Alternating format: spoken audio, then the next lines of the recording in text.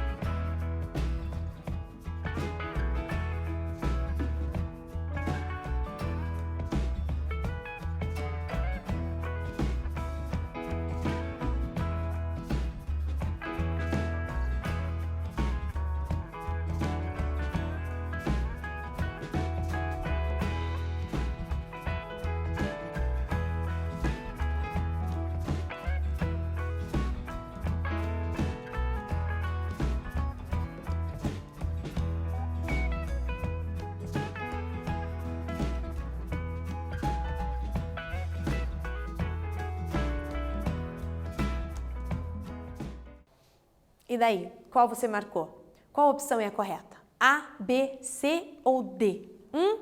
Me diz aí. 1, 2, 3 e... Tcharam! Resposta certa, letra D. Para Ana Hick, cultivar é a palavra-chave nesse período em que estamos mais em casa. Isso é verdade? Sim, mas mais do que verdade. Reparem que essa pergunta é segundo a reportagem. Não é o que eu acho ou as conclusões que eu tiro da reportagem. É de acordo com a reportagem, tá bom? Então, a letra A. Para psicólogo, o cultivo de plantas é uma atividade bastante recomendada para tratamento de angústia e tristeza. Está escrito exatamente isso lá? Não, né? Não está. Embora a gente imagine que seja, mas não está escrito. Na reportagem, temos a indicação de cultivos de plantas no tratamento para o Covid-19. Não, né? Foi falado alguma coisa do Covid, que é o período dessa pandemia, mas não tem nada a ver. O contato com a natureza tem um potencial de pouco relaxamento, mas vale a pena tentar. É isso que fala a reportagem? Não, né? A psicóloga fala sobre um potencial de imenso relaxamento, então não é essa a correta. Correta a letra D. Se você acertou, é porque você leu com carinho, porque não precisa de grandes informações, é só de acordo com a reportagem para você acertar essa questão. Vamos para a próxima? Em 10 anos, a Embrapa Hortaliças, em Brasília, oferece cursos presenciais sobre hortas caseiras. Repare, 10 anos ela oferece esses cursos. Mas as medidas de isolamento social necessárias para frear a disseminação do coronavírus levaram a entidade a lançar as aulas online. Muito bem, quem que não lançou aulas online, né? Todo mundo deu um jeito aí, aula de inglês online, aula de violão online, aula regular online, aula de programa Mais Aprendizagem online, tudo online agora, estamos totalmente conectados. Então, o que aconteceu com essa específica? Nas primeiras horas do anúncio, mais de 2.000 pessoas se inscreveram para fazer esse curso de hortaliças. Olha o que eles falam. Quando chegamos a 8.000 participantes, precisamos fechar a lista. Caso contrário, a plataforma não aguentaria. 8.000 participantes, gente. Conta a bióloga Lenita Harber, uma das criadoras do conteúdo do curso. Para ela, o aumento no interesse pelo cultivo de plantas está evidente. Nesse momento, estamos refletindo sobre muitas coisas, inclusive a importância de termos acesso a ingredientes frescos e saudáveis, avalia esta bióloga. Olha que legal, gente, de 2.000 para 8.000 inscritos. Tá todo mundo querendo plantar, porque plantar, mexer na terra faz bem, mas além disso, colher também faz bem, né? Você planta, você quer colher, e daí você acaba tendo uma alimentação mais saudável, porque você tem ingredientes mais frescos ali na porta da sua casa. Segundo isso, qual é a porcentagem de aumento de inscritos se considerarmos o salto de 2.000 inscritos para 8.000 inscritos? Qual foi o aumento aí, a porcentagem? Eu vou dar um tempo para você fazer a conta.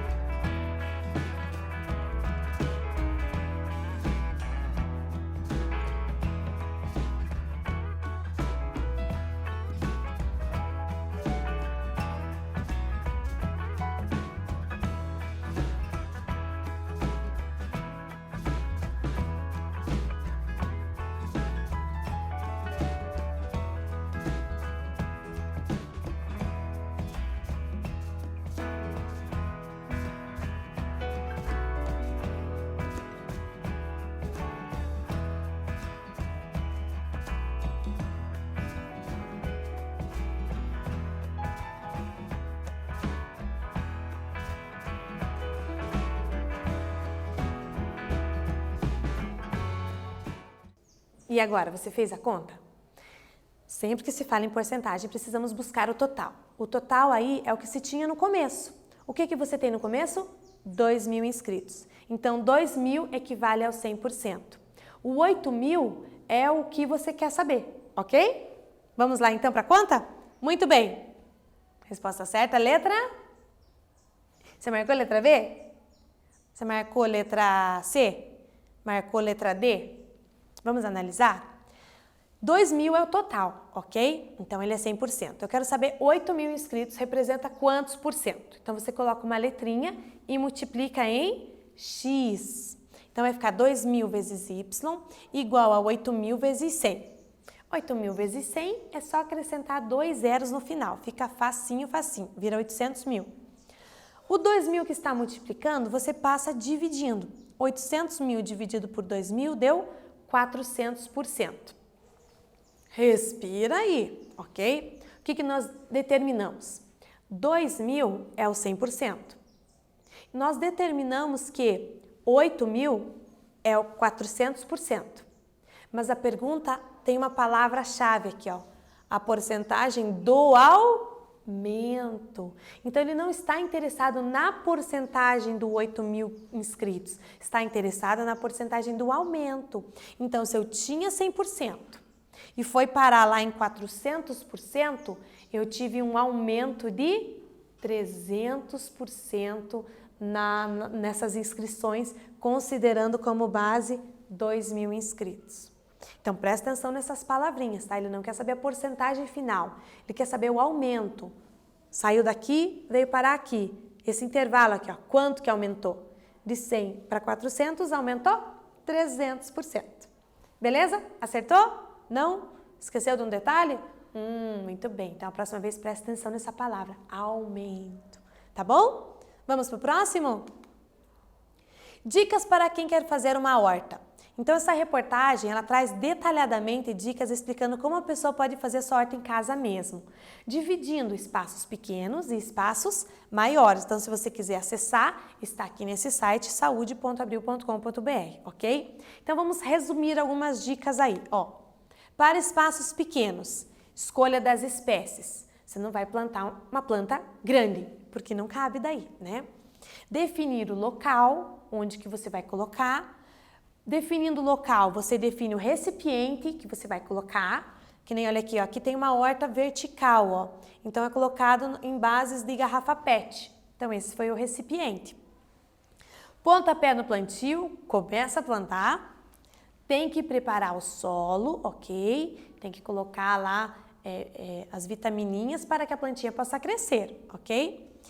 Molhar, cada planta tem um tempo que você tem que molhar, uma quantidade de água, senão ela apodrece ou senão ela seca.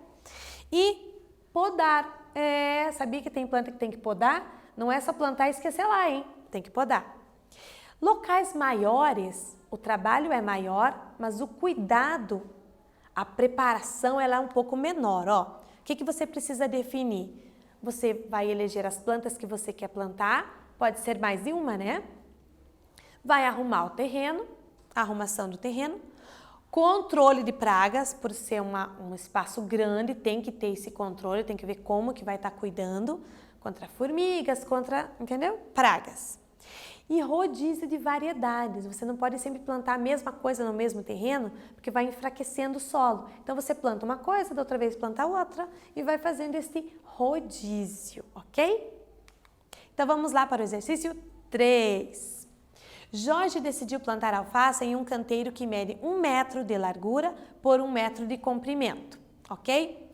Quantas mudas de alface poderá plantar nesse espaço, sabendo que cabem 12 mudas por metro quadrado? É com você.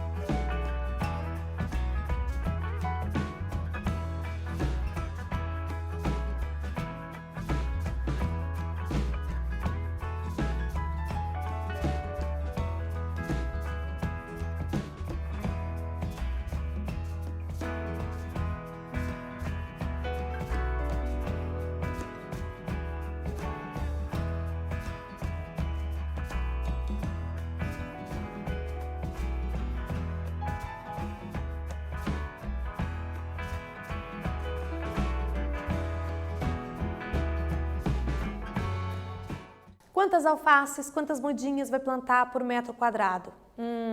Metro quadrado. Metro quadrado é unidade de área. Então, eu preciso determinar a área do canteiro para saber.